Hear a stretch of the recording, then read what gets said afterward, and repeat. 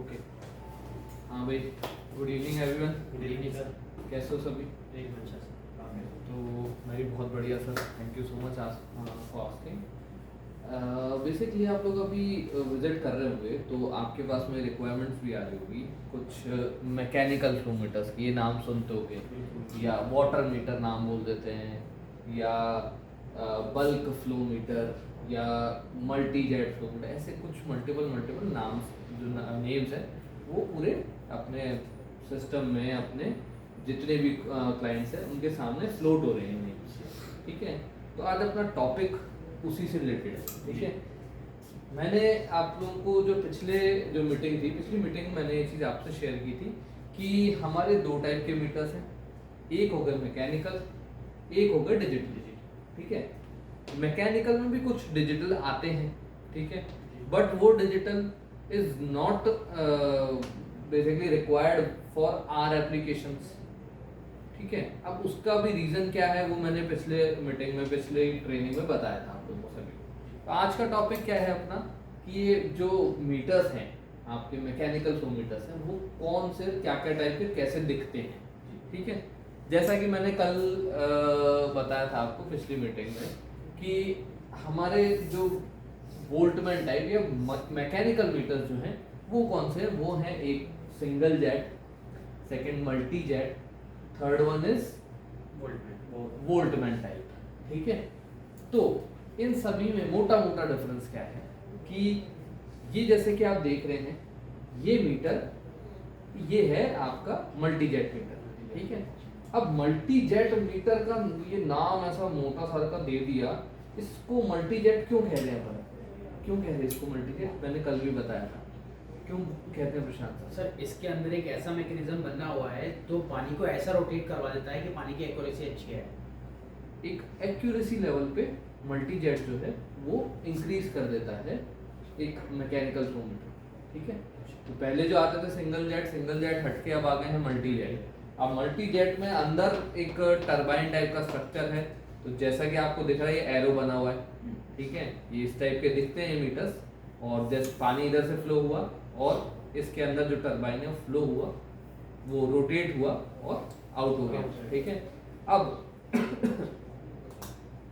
ये इस टाइप का सा जो डायल है ये आपने पहले भी बहुत जगह देखा होगा। ठीक है, लोगों को mechanical flow meter, bulk flow meter, सादा मीटर, ये नाम जब यूज करते हैं तब याद नहीं आता साला एक्चुअली में दिखता कैसा है। ठीक है, तो ये वो मीटर्स हैं। ठीक है, प्लस मैंने एक चीज और कही थी, स्क्रू एंड बोल रहा था ना कल। स्क्रू एंड का मतलब जिस पे चूड़ियाँ बनी हुई है, तो ये आपको ये आप देख रहे हैं चूड़ियाँ बनी हुई है दोनों साइड पे, तो इधर क्या लगेगा, जो भी पाइप्स कनेक्ट होनी है तो उनके लिए एक चूड़ी कसने वाला मैकेनिज्म से ये फ्लो मीटर लग जाता है। ठीक है, नहीं सर, आपके बोरवेल पे भी लग सकता है, but it is this product is now rejected from CGW, because अब CGW को ही क्यों बात कर रहे हैं, क्योंकि they are basically the industrial compliance makers. ठीक है, पानी की कंप्लायंस, जो फ्रेश वाटर की कंप्लायंस कौन जनरेट करता है, CGW, और हम लोग उन्हीं से डील करते हैं। तो CGW जो डिपार्टमेंट है उसने क्या कहा, ये मीटर नहीं चलेंगे भाई साहब, आप क्या कर, इन मीटर्स में और आपके पानी के मीटर्स उनमें फर्क, जो डिजिटल मीटर्स है उनमें फर्क क्या है।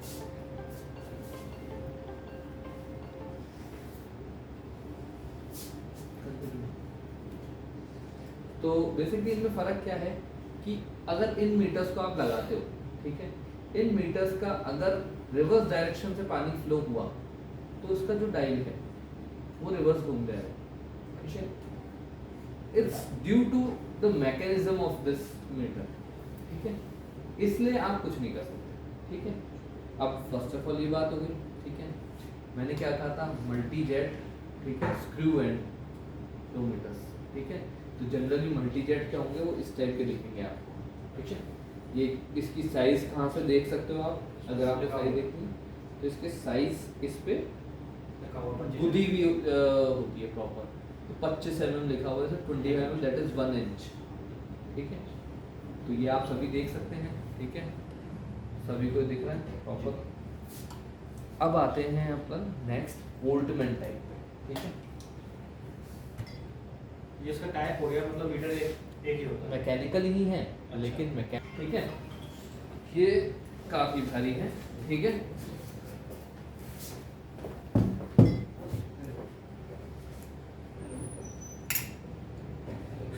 अब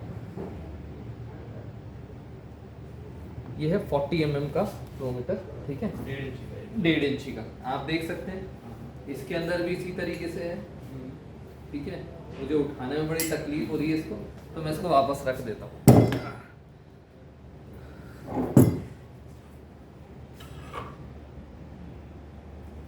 ठीक है, ये है आपका वोल्टमैन टाइप का फ्लोमीटर, ठीक है।